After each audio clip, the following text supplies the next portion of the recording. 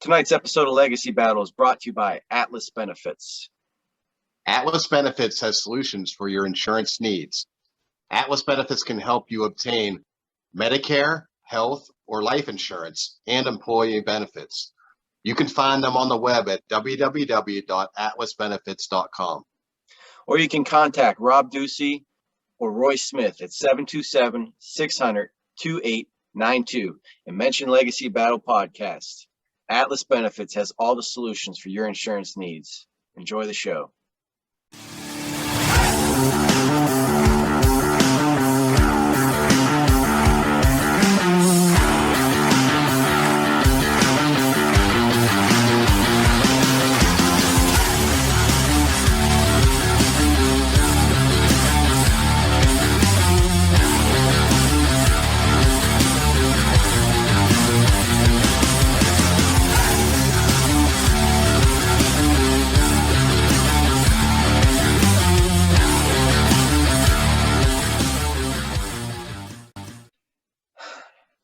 Welcome to Legacy Battle. Please catch us on YouTube, Facebook, iHeart, and Spotify. If you're interested in sponsoring an episode, please hit us up in the comments section. I am Michael Adams, creator of Legacy Battle. Here with me tonight from the Gridiron Battle Zone, Brian King, Penn State Collegiate All-Star, Kevin Adams, Ball State athlete, Paul Habicott. Our special guest tonight played 10 years in Major League Baseball. He's with the Royals, the Mariners, Giants, A's, of course, the Rockies. See the picture behind me and what he's wearing. And he finished out his career on Kevin's favorite team, the Pittsburgh Pirates. His batting average in 1994, check this out, was an incredible .349. Excellent batting average. He's top 10 in 5 offensive categories that year in the majors. He's also a pretty good outfielder. He led right fielders in fielding percentage in 87. He's now a coach and a trainer. You can check out his website, solidfoundationbaseball.com. So, ladies and gentlemen, Mike Kingery. Thank you very much. Thanks for having me. Thank you for being here. After the debate, as always, we'll do our Q&A with Mike, asking some questions about his career. We're going to jump into this tonight, and we are going to start out. Tonight's show, jumping ahead. Tonight's show is who would have won the 1994 World Series. So that was the year that Major League Baseball went on strike. So we never got the World Series. It was a very unique year, too, standing-wise. They also were adding in the wild card, which was pretty exciting for a first time. So we're going to start out tonight with the Cleveland Indians. All right, so the 1994 Cleveland Indians. This team went 66-47. They had a 35-16 home record, which was the best in baseball. Cleveland had just opened up Jacobs Field, beautiful place. Everybody was pumped up in the city, and the team seemed to just play really great ball whenever they were at home. So Mike Hargrove was manager, and he had taken over back in 1991, and he was really turning this team around. 91. Their winning percentage was .376, 92 and 93, it was up to .469, and then 1994, .584. If you turn ahead and you look at what happened afterwards, in 95, they had that great 100-win, 44-loss season, and they won the World Series. From 95 to 99, they won 5 consecutive AL Central crowns. So this team in 1994 was on the cusp of greatness. Look at the pitching staff. They had Dennis Martinez, Charles Nagy, Jack Morris, Mark Clark. These guys all had 10 wins each. Then they had Jose Mesa and Eric Punk. Both these guys had 7 wins. They allowed the fewest home runs. They had the most complete games, the second most shutouts, and they had the 5th best ERA in the AL. Now you look at the batters. At catcher, we had Sandy Alomar. At first base, Paul Sorrento. Second base, you had Carlos Baerga. He was 10th in doubles. He was 7th in sac flies. Shortstop, Omar Vizquel. He was 7th in sac hits. Third base, you had the great Jim Thome. He had 20 home runs. Left field, you had Albert Bell.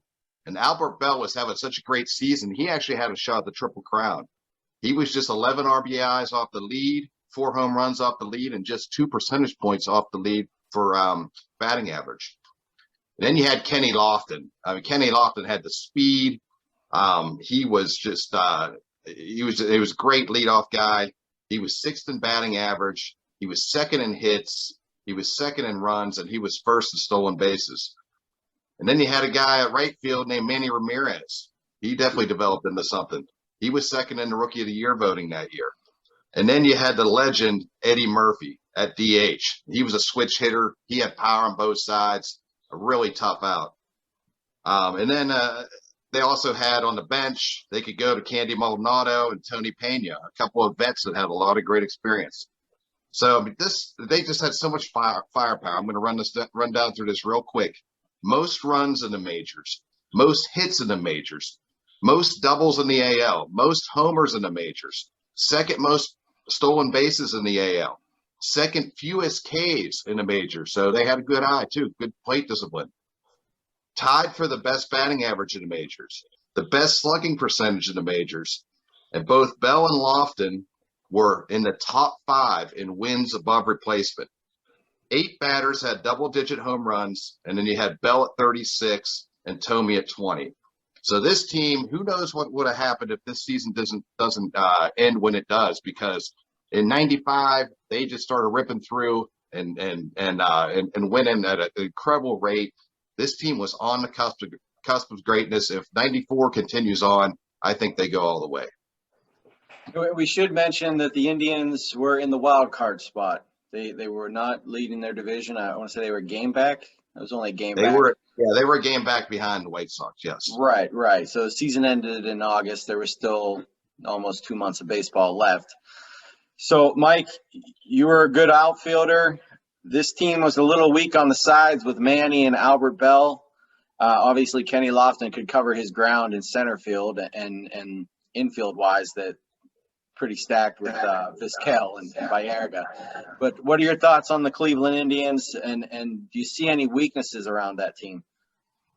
Well, they could bludgeon you to death with their offense, and I had looked it up also, and they were number 1 in almost every offensive category.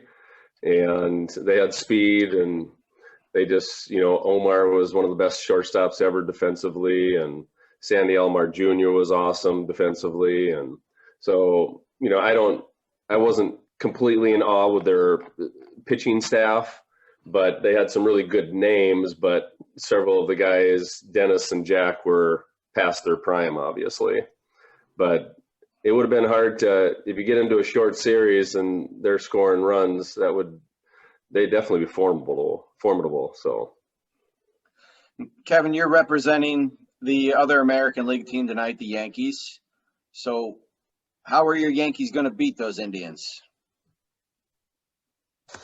Well, they would have had home field advantage if the playoffs started right then and there. And home field advantage is big in the playoffs, and especially going into New York, the house that Ruth built. I mean, it's a different atmosphere. And the Yankees were coming off of, a time in the city where they were kind of enjoying success, which I'll talk about later, with the Rangers winning a cup and the Knicks making it to the finals. So New York was on the up and up. They had a big stretch of a lot of losses, bad seasons, but they were on fire too, and they led the AL with record. So going into New York, it's a different atmosphere. I think they would have used that to their advantage. I should tell you how long ago this was. The Knicks were in the playoffs. So that says something. Paul, you're representing a good hitting team tonight. I mean, you think your boys hit better than those Cleveland Indians? Because, Ramirez was a rookie, but he still could hit the ball back then. Lofton could steal those bases. What are your thoughts? Yeah, I think you're right. I think Kenny Lofton being a base stealing threat, Manny's always awed me as a hitter. But when I get into my argument, I think consistent-wise, the Expos might have a little bit of an upper hand. I mean, we're dealing with I think they had, off the top of my head, 5 All-Stars that year representing the team. But it just depends, as I'll talk about with mine, how much value you place on pitching and defense. Right. So let's move on to the Montreal Expos. Okay, I love researching this team. It's just, it's all but been forgotten. But, a brief history is Montreal is the first team outside of the U.S. active from 1969 to 04 before relocating to Washington, D.C., of course, taking on the name of the Nationals. For anybody that didn't know, they were originally named after the 1967 Expo World Fair. That's a little fact I picked up that I didn't know. Weird thing about the Expos, it's crazy, but there was another strike in 81, and that was their other great season. I mean, they just thrive in these strike seasons for some reason. In the 81 season, they won their only division title, but lost in the NLCS to the Dodgers. But anyway, staying on task, going to the 94 season, the more I looked into this, the more I felt bad for these guys. They're led by a pretty good manager back then, Felipe Alou. They were 74-40 at the time of the strike. And at that time, that was the best record in baseball. I think the next would have been the Yankees, Kevin's team. You guys can correct me if I'm wrong. And I like the Expos in this. I knew Kevin and I would be going against each other here because I'm kind of working under the premise that they'd be facing the Yankees in the World Series. So, Brian mentioned his records on the road and home. We were looking at a road record of 42-20, and we had a home record of 32-20. So we were really consistent, I felt like, in 94. And if you were facing the Expos, facing their pitching staff, you'd be looking at 28-year-old Ken Hill with a 7.62 win-loss percentage, 3.32 ERA, 16-5 record. A little somebody named Pedro Martinez at 22 years old. He's 11-5 at the end of the season with a 3.42 ERA. 31-year-old Jeff Fassero, 8-6 with a 2.99 ERA. 25-year-old Butch Henry with an 8-3 record, 2.43 ERA. And Kirk Reuter, 23 years old with a 7-3 record, 5.17 ERA. So he's probably the weakest link when it comes to the ERA, but I pulled the average of those five starters, and you'd be looking at a 3.47 ERA. I think that's just slightly better than the Yankees. On offense, they had 5 All-Stars representing their team in Pittsburgh that year, and if you were an opposing team facing the Expos, you're looking at a lockdown outfield of Marquise Grissom. He's batting .288 with 11 home runs and 45 ribbies. Larry Walker, 322 with 19 home runs and 86 ribbies. Moises Alou, who led in the home run and average categories with 22 home runs and a 339 average. He had 78 RBIs. There was other starters like Darren Fletcher, Cliff Floyd, Mike Lansing, Will Cordero, Sean Berry. They're all batting 260 and up. So nobody was under 260 in the starting lineup. And another notable was Lenny Webster, Lou Frazier, Juan Bell, and Rondell White. They were all over 270. So, like I said earlier, I'm looking at the Yankees as our opponent in the World Series. So we would have been – they were most likely going to win their division. They had a 70-43 record. 5 players in their starting lineups over 300. They had Paul O'Neill, Louis Polonia, Wade Boggs, Don Mattingly, and Mike Stanley. So they had some players that were sort of twilighting. I think they were a little favored because they had established stars in hitting, but pitching is what I'm going to identify as the strengths for the Expos. Our starting staff had a lower ERA, youth with Pedro, and if you put any weight into those two categories, the Yanks starting rotation was anchored with a 33-year-old Jimmy Key, 3.27 ERA, and I think they had Jim Abbott, who was over 4, and they just weren't as locked down as the Expos.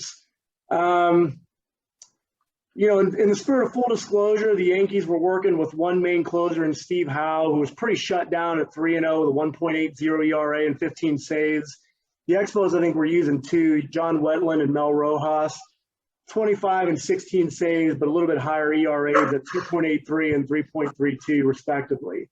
So I guess the argument, is based on how much weight you put, like I said, in the pitching rotation and the defense. I think anything going to the outfield would have been locked down out there. And I think the pitching was pretty solid that year for the Expos.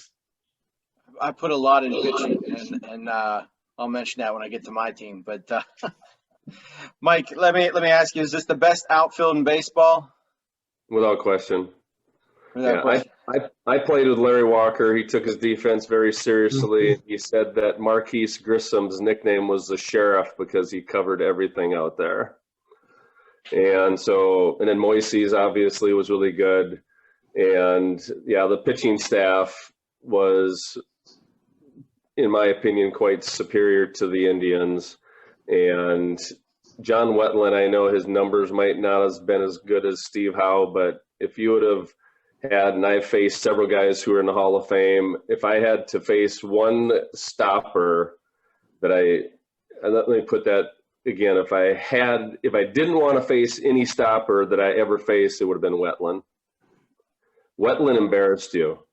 He had such electric stuff. You know, he might have been a little erratic sometimes, but he was the guy that could just, you know, if you face Maddox or something like that, you never went into the at-bat thinking you had no chance, even though he's one of the 10 best pitchers ever, in my opinion.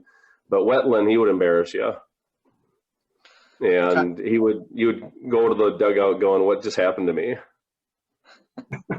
He was in with the Yankees for a while, and then Rivera came around, and that was kind of the end of that. But correct. Yeah, but he was good. Yeah. It's funny. We've only talked about two teams, and listening to some of the players' names, how many of those guys ended up on the three richest teams in baseball later on: Boston, New York, and Chicago?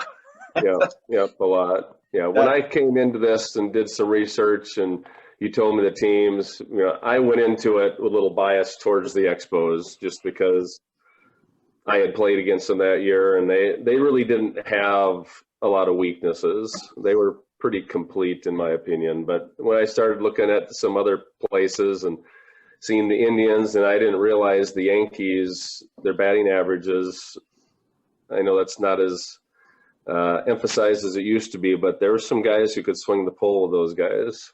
So yeah, and then obviously the Braves, crazy. It wasn't like they came out of nowhere either. I think they had a really good '93 season at 94 and 68, so they were kind of building on that. But it just depends, you know. Like you said, anything I guess could have happened there. Yeah. Brian, let me ask you, from 1969 to 2004. That's the Expos' existence before they moved to Washington, of course. They only made the playoffs once. Would they might have buckled to the pressure of being in the MLB postseason? I mean, that's tough to say. I think that with that pitching staff, they would have went far. They would have relied on them. They would, that pitching staff would have carried them, I believe. And I mean, it's a shame that the way that things unfolded for them in 1994, because really, if you look at the rest of their history, they never really had another team that was anywhere near as good as this, and that franchise is now no longer. Kevin, you pulled out the home field card earlier. If you're facing Montreal in the finals, you don't have home field. So how are your Yanks beating them?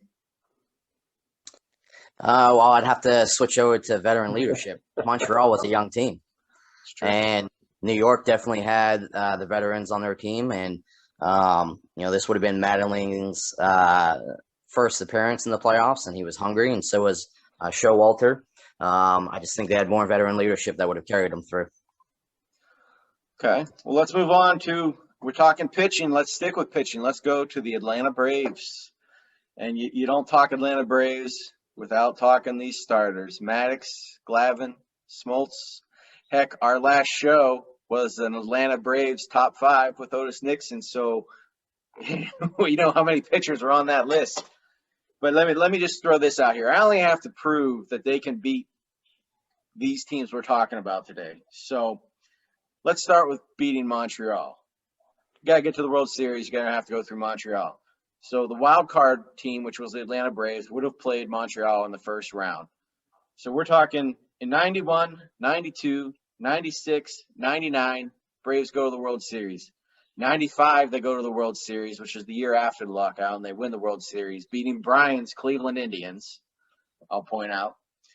So the 90s were dominated by the Braves, so there's a pretty good shot they're making it to World Series. They had the third best record in baseball. They were in the wild card spot because they were in Montreal's division. Then that was better than everyone except for the Yanks and the Expos. They had outscored Montreal that year playing against Montreal 33-31. So they do have a slight run advantage. And as I said, you're talking a 5-game series for a playoff round, which means you're probably getting Greg Maddux twice in a year where his ERA was 1.56. I just don't see you beating Greg Maddux that year. Two times, in that year, he was the All-Star, he was the Cy Young, he was a Gold Glove, so just the best pitcher in baseball. And then you're backing that up with Glavine, Smoltz, Avery had a pretty decent year. They had a solid bullpen. Mark Wohlers was always pretty good. Stanton, the other Mike Stanton was a good middleman. And then Greg McMichaels is a closer. He was not the best closer in the world, but he could get the job done. But we're talking about pitching. So the Braves are first in runs against per 9 innings, second in ERA, second in complete games. Montreal was 27th in that. First in hits allowed, first in earned runs, first in homers allowed, fifth in hits batsmen. Montreal was 24th. First in whip, Montreal was 17th. Pitching-wise, there's no team in the 90s that can compete with the Atlanta Braves pitching. And then on the field, they can hit the ball too. You got McGriff hitting 318, 34 homers. He's an all-star. David Justice was an all-star, hit 313. Lemke nearly hit 300. We all know what that guy does in the playoffs. That's the Pittsburgh Pirates. Ryan Klesko was a rookie, 17 homers. Javi Lopez was in there in his rookie year. They were both in top 10 for Rookie of the Year voting. And then, of course, they had prime time. Deion Sanders, one of Kevin's favorite players, Neon Deion, hit 288 that year, swiping some bags. Batting, they were third best in the league with runners left on base. Montreal was 24th. So Montreal left 100 more batters on base. And the Braves struck out less, so they were scoring more runs, in my opinion. And they were sixth in homers, which was better than most teams. So that was pretty good. I mean, it's just, you look at the 90s, it was dominated by the Braves. They didn't win a lot of the World Series, but they were in the playoffs pretty much every year, and they were making it to the World Series almost every year. So I'm getting them by Montreal. I know they can beat Cleveland because they did it the following year in 95. And as for Kevin's Yankees, the Yankees, I felt like they were having a lucky year. I don't know if everyone else was down. I looked at their roster. I was not very impressed. It's not like Jeter was there yet, which you got Jeter, you're going to win. But so Mike, what are your thoughts on that Braves pitching staff? I mean, obviously dominated in the 90s. I mean, is it one of the best maybe of all time? Without question. Yeah, when I talk to people, I say for a 10, 15-year period, you could have taken the Braves and played them head-to-head with the second-best team, 162 games, and the Braves would have beat everyone just because they had Hall of Famers coming and you take someone like Steve Avery. I'm from Minnesota here, and you put Steve Avery on the Twins, and he's our ace most of the years, and he's their number 4 guy. And Merker was no slouch either. Right. So just time after time. But, when they didn't typically do as great in the playoffs, and a lot of it was if you had a couple decent starters that you could potentially match up with them in a short series, but in a long series, it's hard to beat the Braves. Their bullpen wasn't as strong, but it wasn't bad. I mean, McMichael wasn't a guy who would overwhelm you, but he was a very smart pitcher. Right. Brian, we've talked Braves a lot on this show. We've had Sid Bream. We've had Otis Nixon. I mean, we know how good they can pitch. That always comes up. But what about the hitting? What do you think, McGriff and Justice and Klesko, can they hang in there runs-wise with the other teams we're talking about today? I think so. I mean, they were opportunistic hitters. And then you mentioned Lemke. What he was able to do when, it seemed like he'd just be an average player. And then something when the postseason lights came on, he would just, he would turn into something else. And so, yeah, I mean, they just had, they were clutch. They were guys that could definitely get the job done. And then you sort of have that confidence building when you know that you've got Greg Maddux, you got Smoltz or somebody just shutting the other team down. That's got to help you a little bit, your psyche as a batter as well. Paul, you had the division leader. You know, what makes you think they're going to take out the Braves, the perennial representative in the World Series? I'm not saying I'm not nervous, and I did think about it. I knew we had done a lot of shows where we talked about Maddox and Glavine, but Mike kind of said it. You know, I was looking at the bigger picture. Okay, so I think their postseasons they had 14 and won the World Series once. I thought that when you have a series and the Braves, I didn't think were used to people like clapping back. They did sort of dominate there for a while in baseball, but I thought the Expos that year could have stung them a little bit. And so Wetland against maybe Maddox, and maybe the Expos steal one right off the bat, and then anything I think could happen. And you have a outfield where, like I said, not anything's really getting down, and our pitching is, you know, maybe neck and neck. But I thought about you guys. I didn't respect you. Fair enough. I'm going to remember that in a future show. All right, let's move on to our final team, the New York Yankees. Yeah, New York Yankees. I'm not even really a big fan of the Yankees because, you know, I feel they always buy their teams, but, you know, you can't argue their talent every year. You know, prior to 94, between 81 and 94, they had a pretty bad drought. But 94 season was their 92nd season. You know, the team had a record of 70-43. That was about a 62% win percentage. They were 6.5 games ahead of Baltimore, who was the next in their division. They had the best record in the American League, second best in the majors, you know, behind Montreal.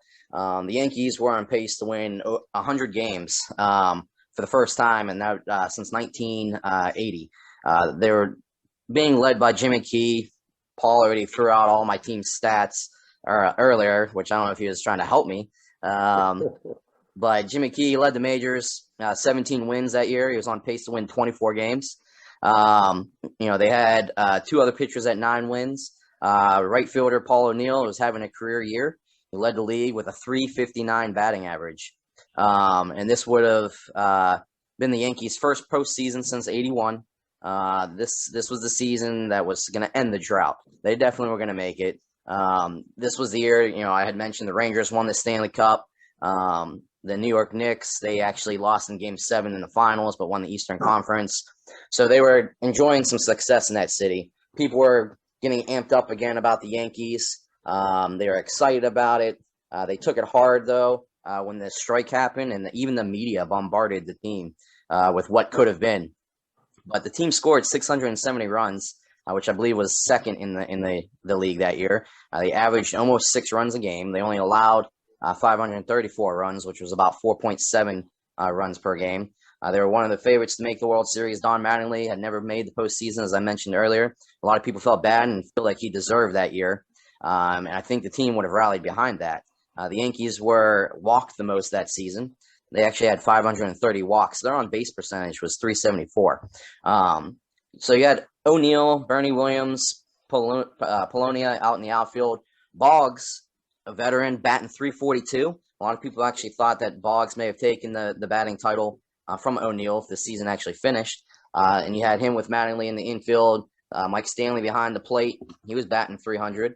I had mentioned Jimmy Key's 17-4. His ERA was 3.27. Closer Steve Howe, 1.8 ERA with 15 saves. 5 batters were batting .300 or better. They were more than likely, I agree with Paul. I think they were going to face the Expos. And it kind of stinks because during the regular season, they never played Montreal. They also didn't play Atlanta. But I'm not worried about Brian's team, the Cleveland Indians, because New York beat them 9-0. They won 9 games and lost to Cleveland not once during the regular season. So this was the year that everything meshed for the Yankees. After having that drought of not making the playoffs, Showalter and Mattingly wanted it. The team was rallying behind them. They had the veteran leadership. The city of New York was riding the wave of success that year. The young players were blooming. Bernie Williams coming up. The veterans were revitalized by everything. The history was fading, and the future was definitely looking bright for this team at that moment. You know, It was the best Yankees team since 1981 when they made the World Series. And Mattingly actually said that this was one of his favorite teams and one of the most fun teams that he's ever played on. The team was tight-knit, great chemistry, and they believed that they were going to win and had the confidence to do it. So, Mike, this was a Yankees team that you take away Jimmy Key, there's not much in the rotation. The bullpen was solid. I'll give them that. But then it wasn't the normal, Yankees bought lineup either. I mean, Boggs was an all-star, but Mattingly was getting up there in age. Williams was very young. It might have been maybe his second or third season. He wasn't the caliber player yet that he would become like 2 years later. So, what is it about this team that you think made them so good that year? And would they have maybe their weaknesses been found out come playoff time? It's hard to win without having crazy elite pitching. That would have been a deal. But I'm looking at their ages here, and they're a little bit old, but they're actually kind of, when people look at people's prime, they tend to look from 28 to 32. So there a whole bunch of guys are in that mold. So, Mattingly was only 33. Boggs was the older one at 36, but obviously he was a little ageless at the time. But all the other guys, Tartabull and O'Neill and Polonia, Stanley, they were all in that 30, 31 age. So I think it was a pretty good mix of older and younger, actually. It doesn't look like they did very good with the stolen base. They seemed to not run very much and got thrown out a lot. Right. Brian, you got the Indians. You'd be going in there as the wild card team into Yankee Stadium, the house that Ruth built. How you getting by them? Well, I mean, it would have been tough. Like Kevin mentioned, the Indians did not have a very good record against the Yankees. The following season they got a little bit better. So that was one that Hargrove still hadn't really figured out yet. But I'm confident. I think that that they would have got things figured out eventually. Just hopefully it would have been too late. I think it would have been a great series. I think maybe the White Sox stick their face in there somewhere as well. They were a very solid team, but I just don't think this rotation. I mean, I'm looking at Jimmy Key 17-4. That's pretty impressive. But I mean, Abbott was only a game over 500. Mulholland was under 500. Perez, Kamenecki, I mean, those guys, they weren't that great. The ERAs aren't that great, so it kind of is what it is. Like I said, the bullpen was pretty good. I'll give them credit with that. I was impressed with the bullpen. But, they didn't have Rivera there at the end of the night either. So it could go either way. Paul, you're the only team that would have had a home field advantage against the Yankees if they got through. So what are your thoughts? Well, there's a lot of thoughts. I'll narrow them down to two. Kevin says they hadn't faced us all year. That's tough. I mean, they're going to be looking at film, trying to base it on that. It's almost an even playing field. But the other element is, what's it like to play in Canada and then also have to deal with the DH and all that stuff, so you're having like Jimmy Key and the pitching.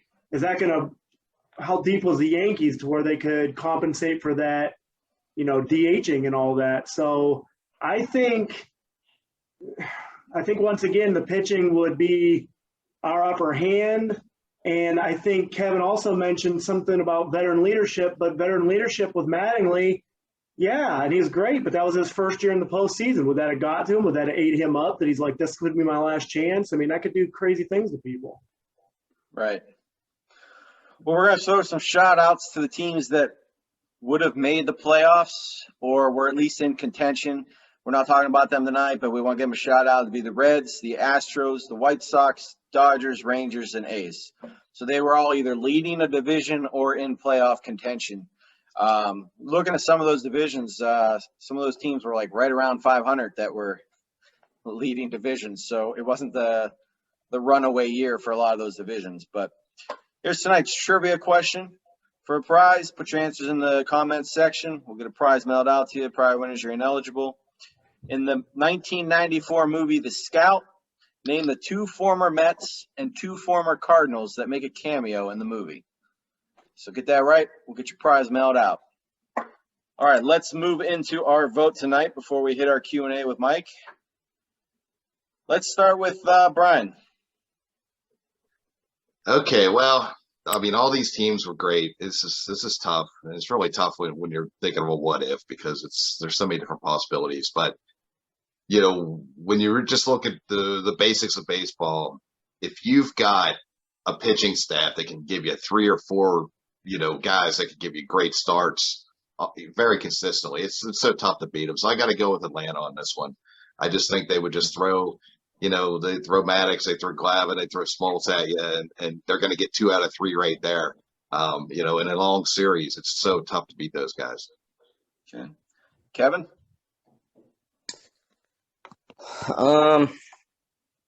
I do like the pitching staff in Atlanta, but I think Montreal, like, they were on fire. They led the league. I think they had the young guns to at least keep that momentum going into the playoffs. I still think they lose to the Yankees, but I'm gonna have to go with Montreal. Okay. So I'll go next. I'm also, even though I think the Braves beat the Expos, I really do. In a 5-game series, I think they take them, and I think they beat whatever 500 club comes out on the other side.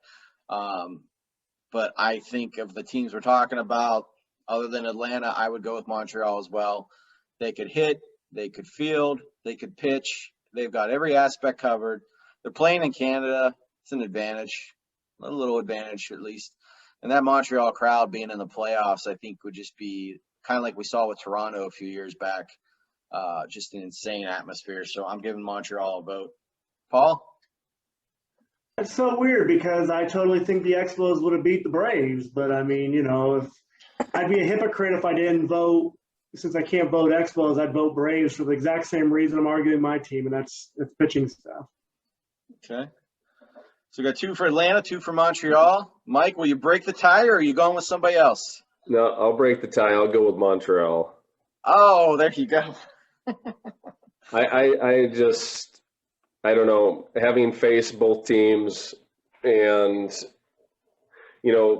the Expos had not really been there, but it wasn't like they were young guys. Their whole outfield, every one of them was 27, so it's not like they were 21 or 22, and all of them had that confidence, that air about them. And I just, there's some places in the lineup that I wasn't crazy impressed with the Expos, but I think with Facero and with Hill and with Pedro and with Wetland and Mel Rojas in the bullpen, I think they would have done fine. And it's a shame what happened to that team afterwards. It just dismantled. Yep. Dismantled. Yep, I would agree. All right, so Paul gets his first solo win today. Congratulations. Mike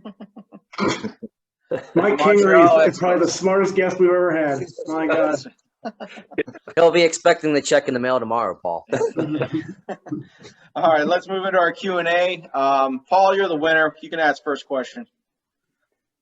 Well, I was thinking about, as I looked at Mike's career, playing for 6 teams, and I kind of got the feeling of what, I don't know him obviously, but what I read, a big family guy, ended up going back to Minnesota. So is not playing for Minnesota a regret you have in your career, or did it not matter?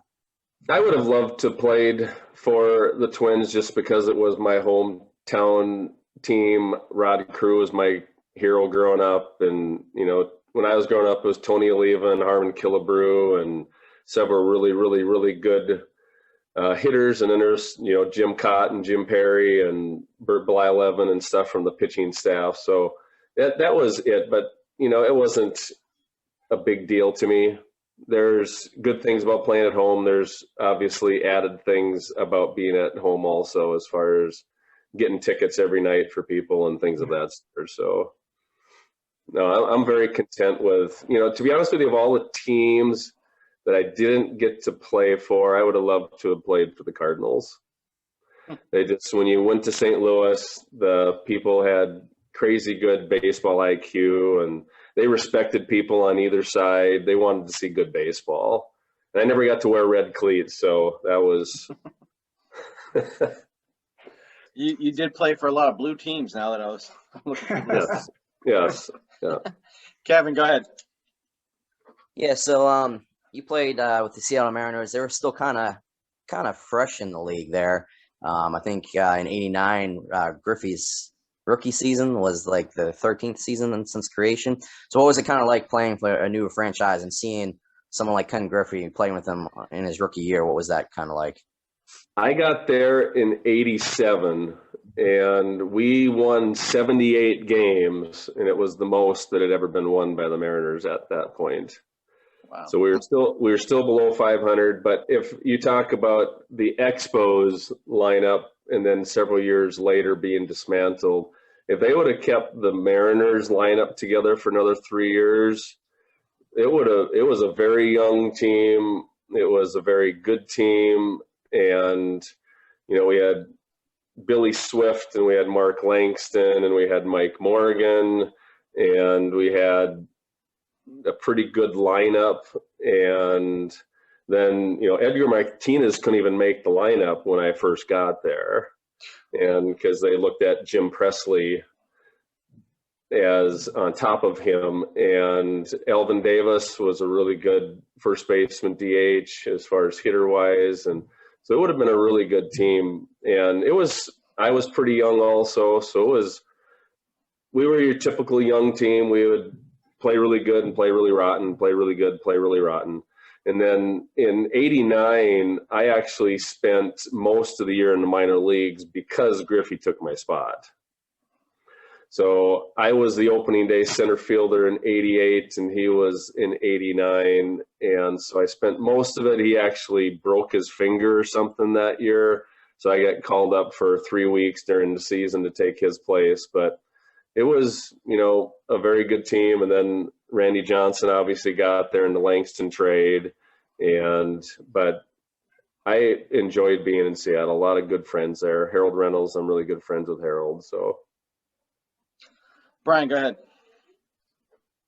Okay, as I look down through how your career unfolded, it looked like '92, most of your season was in the minors. '93 was in the minors. And then '94, something changed because you had, it looks like the best season of your career. I mean, the same batting average as Kenny Lofton, fifth highest total of sac flies. So can you tell us how things got turned around in 1994?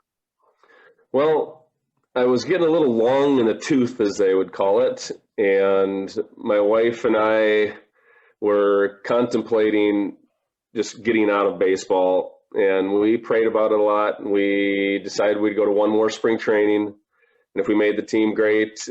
If we didn't, we would go another angle. But yes, as you said, '92 was almost strictly in the minor leagues, and '93 the whole year in the minor leagues, and not necessarily being awesome in either of those years.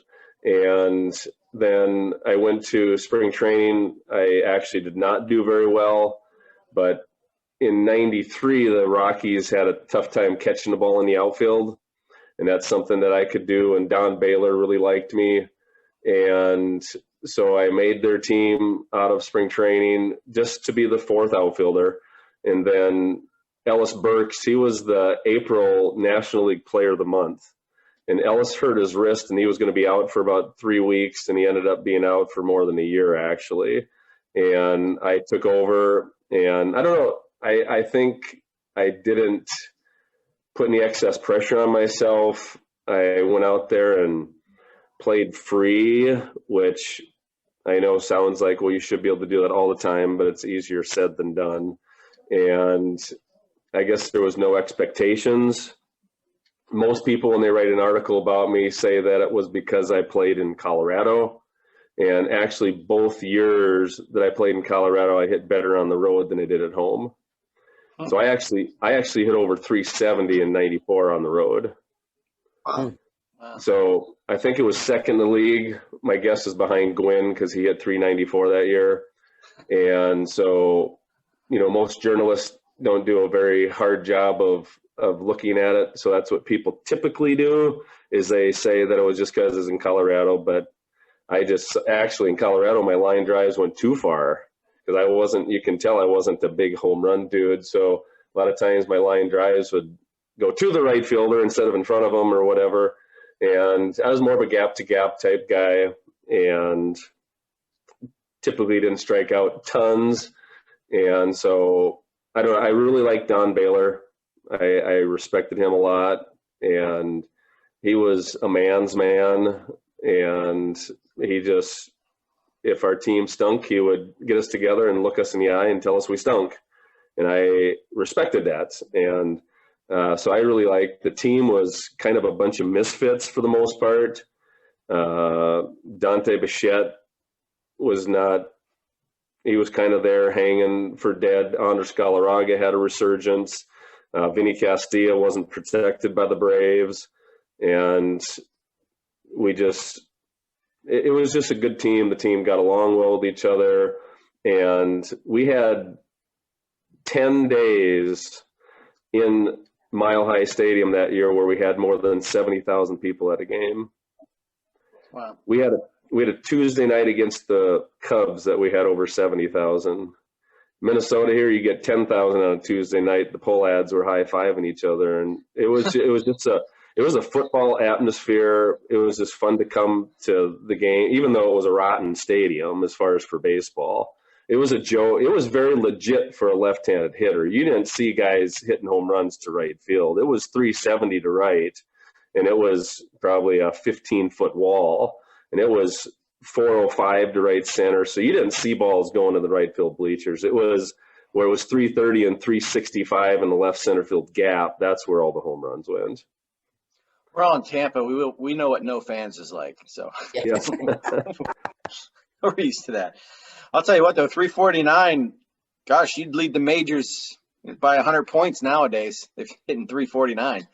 Yeah, so some of us old guys don't like the game as much because, and that's, the Minnesota Twins, you might know this better than I, they've lost 17, 18 playoff games in a row or some crazy number, but they're hit or miss, and you just can't do that in the playoffs because you're not facing the 4 and 5 starters.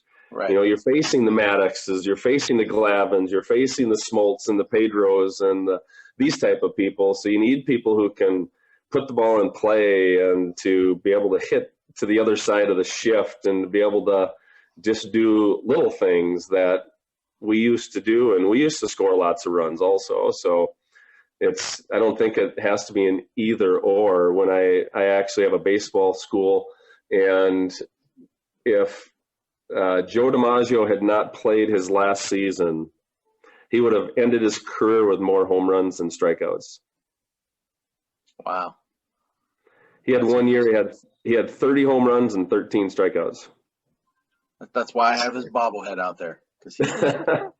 So, and Yogi Berra was almost 1-to-1 also.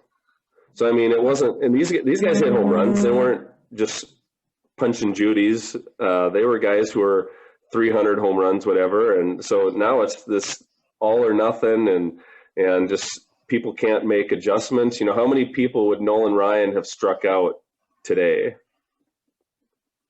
A lot more. Probably another 5,000, probably. Yeah. So your rookie year is in 1986 with the Kansas City Royals. Yep. In 85, the Royals win the World Series. And we go a year later, they only win 76 games. Yep. Like, what kind of happened there? What are your thoughts? Like, why such the big drop? The roster was relatively the same. I got called up on July 7th, and they were in the middle of a 9-game losing streak when I got called up. And so it was already, George was hurt quite a bit. When I got called up, I remember very vividly the first day because I'm the scared to death rookie, and I come into the clubhouse, and I'm good friends with Jamie Quirk, and he kind of takes me under his wing, and I go, am I supposed to go talk to Dick Hauser? And he said, no, he'll come and get you when he wants you. So then I get the message that it's time to go talk to him. And I go into his office, and he said, well, George is hurt, and I have no one else who can hit third, so you're hitting third in the lineup. And I go, okay. And Mike Boddicker pitched, and he wasn't an overpowering guy, very crafty, very good curveball. And I got 2 hits that day, and just I think George was hurt a lot. They crazy dependent upon him. And Brett Saberhagen, he was at that point the every other year type guy because he won the Cy Young, I think, in 83 and 85, or 85 and 87. I think it was 83 and 85. No, 85 and 87 it must have been. And because I played with him in 83, I think, in Fort Myers for a little bit. So, yeah, it must have been 85 and 87. So I think there was some injuries, but I don't know. It's just, in 85, were they the best team in baseball? You look at the lineup, it wasn't an intimidating lineup. Got hot at the right time. That's all it takes. That baseball's a weird sport. Baseball's a weird sport. You just get, as you say, get hot at the right time and get some clutch hits. And if your pitchers keep you in the game, and one bad hop can win a game. All right. We'll go one more each. Paul, go ahead. Well, Mike Adams tells me we're talking to Mike Kingery, so I find myself rocking out in the car to the Kingery family band. And I'm listening. I don't know that I see Mike Kingery in there, but maybe he is. But what can you tell me about the family, the Kingery family band? How'd that start up? Well, not on purpose. My mother did piano lessons with all 8 of her children, and she started taking the kids to the nursing homes, and people heard them sing, and then all of a sudden they just started adding instruments. We typically do gospel bluegrass. So we got the banjo and the mandolin and the upright bass and several guitars and the fiddles and things of that sort. I typically run the sound, and I typically talk in between songs because nobody on my family wants to talk but me. So I have no problem talking. I don't really want to sing in front of anybody, so it works out good. And we sing about 40 to 50 times a year, but obviously last year it was kind of shut down because of the COVID stuff. But it's just something that was just a family thing that we could do to, encourage people and minister to people. And it's just something that has really kept us close together as a family. And my girls, I've had, I think, 3 or 4 different sets of trios that have sang the anthem either at the Twins game or at the Rockies games. I liked it. Oh, sorry. I recommend it. They're very harmonious. There's a lot of people in there, and they're all singing in tune. It's nothing I could do. I'll have to check that out. I love gospel music. Yeah, you'll like it. Yeah. Kevin, go ahead. So I see that you're part of the first for 2 things for the Colorado Rockies. First to hit back-to-back home runs at Coors Field, and you're on the first playoff appearance team. So how did that go with your first playoff appearance and getting the back-to-back? Because I know when I watch back-to-back home runs, the crowd goes crazy. It's amazing. Yeah, and especially to think it was Mike Kingery and Roberto Mejia.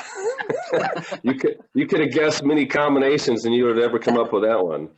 And the being in the playoffs was awesome. 17 years professionally, 1 time in the playoffs, and it's just surreal.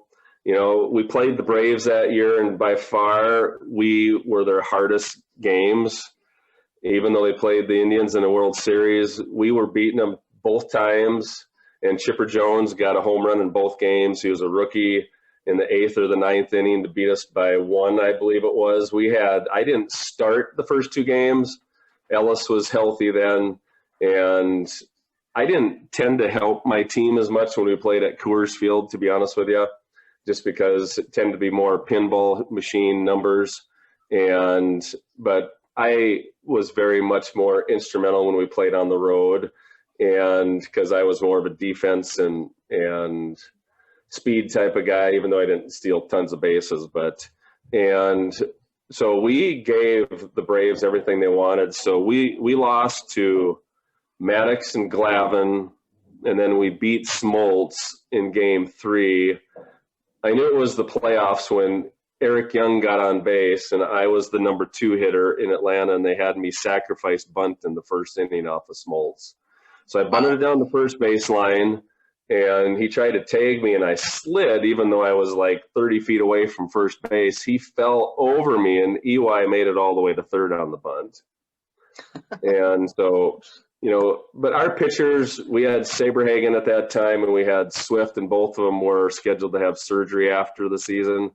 And, for Swift, it actually didn't hurt him because he was more of a sinker slider guy, so taking a little bit off his fastball actually probably made his ball move a little bit more. But Saberhagen being more of a straight power guy, it definitely affected him. So it was exciting. We got beat up by Maddox the third game. And so we went 3-1, but we could have definitely won the first 2 games at home. In fact, the second game, this would be the only time I really disagreed with what the manager did. And Vinny Castilla got pinch ran for in like the 6th inning. And then it came up to the 9th, and we're losing by 1. Was I lead off or the second hitter? I got a base hit off of Wohlers. And then to make a long story short, I ended up being at third. We had bases loaded and 1 out. And we had Andres Galarraga hitting. And the third base coach said, Mike, look who's on deck. And it was going to be a pitcher hitting for a pitcher off of Wohlers throwing 103 miles an hour or whatever. And so he said it doesn't have to be a very long fly ball for you to tag up. And so Galarraga struck out, and then Lance Painter came up to hit, and he struck out. But that would have been where Vinny would have came up to hit. And if you know much about Vinny Castilla, if I had to pick one person to come up and hit off of someone throwing 100+, I would pick Vinny. Vinny could hit a fastball. Oh, yeah, we had him down here in Tampa. He could hit. I would have loved the Vinny Wohler matchup with bases loaded and us losing by 1. So I think he made a mistake by – it's not like Vinny was crazy slow. He wasn't a speedster, but not any reason to really pinch run for him in the 6th inning. I was the last position player used that game. Wow. Brian, go ahead. So you retired after the 1996 season. How did you know that the timing was right? Like, what told you it was time to move on to other things? You know, I had 16 one-year contracts, and I finally signed a 2-year contract with the Pirates, and they were going to pay me to stay home. That's how much they liked me. So we just basically, if someone was going to pick up our contract, we would have kept playing, but nobody did. And so we just decided it was time to stay. My wife and I, on the way home from Pittsburgh, because we actually home educated our children also, and most players do not do that. Most players, the dad leaves in February and comes home in October. And many of your baseball players' marriages aren't the best just because there's so much time away from your family. So we kept the family together, and on the way home, counting spring training, then going to your place and then come back home, or maybe getting traded or getting sent down or whatever. My wife and I came up with 54 moves in 15 years. Wow. And so it was time. I was content. I had done my best. I wasn't good enough to play Division I baseball. I had 0 D1 schools interested in me. I only had 1 D2 school interested in me. And I signed right out of high school. I'm from a town, I think we had the biggest graduating class ever was 60 kids. And so me doing good, people just looked at, you were playing against lame competition is what the scouts would look at. But a scout seen me, I could run and I could throw, and, I hit in high school, but I wasn't a very good hitter. So I went to first spring training and found out I really wasn't very good. And it took me a lot of going through lots of struggles to learn how to hit off of, I typically probably faced, if a guy threw hard in high school, he might have hit 80 miles an hour. And you go down there, and as much as I say everybody throws hard now, there's been hard throwers forever. And so being able to kind of make the adjustment to the velocity was not easy at the beginning. So we'll get you out of here with this one. I got to ask, how good of a bowler are you? Because I understand that your dad owned a bowling or ran a bowling alley. And then I had read that I guess it was your brother that helped you progress your baseball talents. So maybe just give us a history how that all came about. Yeah, I'm the youngest of 5 boys, and they were all 2 years apart, and I'm 5 years younger than the fourth. And so my brothers weren't competitors to me. They were almost more my protectors. And so very grateful to all of my brothers. The family moved to our little town when I was about 5 months old to purchase the bowling alley. My dad had always wanted to own a bowling alley, so it was a little 6-lane bowling alley in a town of 1,000 people. And my oldest brother, by far, if he would have had my drive, you would have heard about him on the bowling circuit, because he won the state of Minnesota twice. So he bowled in the U.S. Open twice. The one time he was paired up with Dick Weber. That's kind of like being paired up with Tiger Woods to golf. Peter Weber, absolutely, yeah. And so he was just very skilled. It was fun for him. I was more the competitive guy that hated to lose. I enjoyed it also, but so I looked up a lot to all my brothers, but especially to my oldest brother, Doug. And he used to come and help. Since he owned the bowling alley after mom and dad sold it, he would have time to come throw me batting practice during the days and stuff like that, because usually the bowling alley wouldn't open up till about 4 o'clock in the afternoon or something. So I'm the worst of the brothers. I was like 180 average, but I was the worst. My brother, Doug, he bowled his first 300 when he was 13 years old, and we didn't buy the bowling alley till he was 11. So he was just everything he did, he played 3 sports in college. And the Atwater Ford owner came up to me one time and he said, the best athlete ever from Atwater was a Kingery, but his first name was not Mike. And so he was my hero growing up, my brother Doug, so I have no problem being second fiddle to him. So, but he passed away like 14 years ago now, so miss him greatly, but very, very grateful for all of my brothers' influence in my life. And I was just, so when I coach, I'm not a rules guy. I'm like going, just give me your best. If you work hard, hit the ball as hard, run as hard as you can after you hit the ball, know where to throw the ball before the ball's hit to you, back up your teammates, be a good teammate, and we'll get along cool. And so I was a throwback. I worked hard and I kept my mouth shut. I respected the people. I never got pranked by the older guys because I always gave them their due, because I just thought me coming up as a rookie, there was a pecking order, and I was perfectly content with it, because I believe that they should show me how to play the game, not me show them how to play the game. And I learned a lot by just watching people like George Brett play, and he just played hard all the time. You know, Kirby Puckett, I loved playing against him. He ran out every ball that he hit to the infield. And so I liked people who were the grunt guys who would play hurt and wouldn't complain. And you got so many things that you just can't see in a statistical thing. And when I was with the Rockies and we made the playoffs, we were very strong up the middle. And then us 3 guys were the first guys that the Rockies got rid of. And it was myself and Girardi and Walt Weiss. And we were the guys who I called Walt Weiss Pigpen, because he was always dirty. And it's just, you got to have some grunt guys on your team. You just can't fill your team with just a bunch of all-stars and expect to win all the time. You have to have the guys who are willing to run into the walls. And I'm not saying that all the superstars are not willing to do that, but you just have to have people who are willing to do stuff that a lot of people aren't willing to do.